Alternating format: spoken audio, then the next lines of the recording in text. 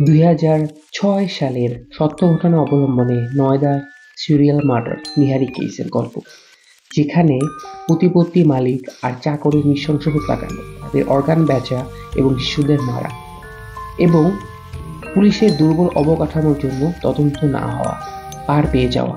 আসসালামু আলাইকুম everyone, welcome to its talkies. ভয়াবহ গল্পের অস্ত্রোপচার হবে আজ 39 টকিজ সেক্টর 36 মুভি রিভিউতে।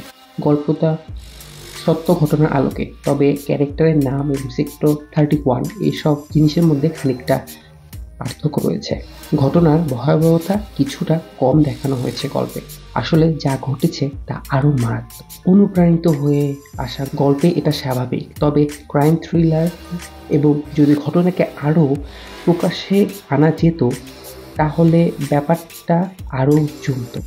বিক্রম মাসের চোর ক্যারেক্টার প্রেম আপনাকে ভাবিয়ে তুলবে। তার চিল আচরণ, কিছু করতে পারবে না তার এরকম তার মনোভাব, এগুলো দর্শকের কাছে ভালোই লাগবে। তবে এক বসাতে সব গল্প বলে ফেলা দর্শকের কাছে খানিকটা রহস্যর খোরাক নষ্ট করে ফেলবে। প্রেমের চোখ মারাত্মক, বাপরে বাপ।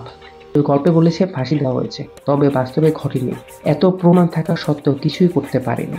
মালিক বেঁচে গেছে সব মামলা চাকরের উপর দিয়ে। পুলিশের দুর্বল কাঠামো তো সত্য, তবে গল্পটা আরো গভীরে ছিল। পুলিশের ক্যারেক্টার আরো শক্ত অবলম্বন দিতে পারত। শেষে তথ্য ভুল হলেও বিচার না হওয়া জিনিসটা আরো রোমাঞ্চকর ভাবে শোনাতে পারত আমাদের। স্বামী এখন বাইরে আইনের বেড়া জালে, তবে সেটা কিন্তু বড়ই সংকটজনক। স্ক্রিন প্লের মাধুর্যতা আনতে পারত খানিকটা বেশ। তাহলে 2024 সালে one of the best crime thriller হতো এটা। আসল গল্প 2006 সালের নয়ডা সিরিয়াল মার্ডার। উইকিতে পড়ে আসতে পারেন চাইলে। Rating 2 out of 5। হতাশ গল্পের মেকিং নিয়ে অনেক কাজ করার সুযোগ ছিল।